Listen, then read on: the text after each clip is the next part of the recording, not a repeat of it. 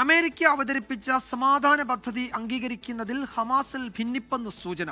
സമാധാന പദ്ധതിയിൽ പ്രതികരിക്കാൻ ഹമാസിന് ട്രംപ് അനുവദിച്ച 4 ദിവസത്തെ സമയപരിധി നാളെ അവസാനിക്കും. ഗസയിലേക്ക് സഹായവുമായി എത്തിയ ഗ്ലോബൽ സുമദ് ഫ്ലോട്ടില യാനവ്യൂഹത്തിലെ ആക്ടിവിസ്റ്റുകളെ നാട് കടത്താൻ ഇസ്രായേൽ കോടതി ഉത്തരവിട്ടു. അമേരിക്കയുടെ സമാധാന പദ്ധതിയിൽ ഹമാസിന്റെ നിരായുധീകരണം, ബന്ദികളുടെ മോചനം, ഗസയുടെ ഭരണത്തിൽ നിന്നും ഹമാസിനെ ഒഴിവാക്കൽ തുടങ്ങിയ വ്യവസ്ഥകളാണുള്ളത്.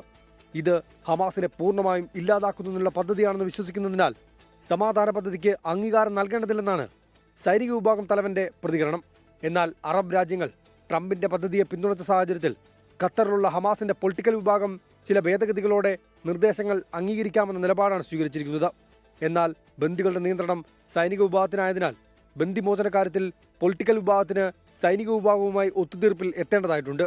സംഘടനയ്ക്കുള്ളിൽ ഭിന്നത നിലനിൽക്കുമ്പോൾ സമാധാന പദ്ധതികളോട് ഉടൻ പ്രതികരിക്കുമെന്നാണ് ഹമാസ് പൊളിറ്റിക്കൽ ബ്യൂറോ അംഗം മുഹമ്മദ് നസാൽ പറയുന്നത്.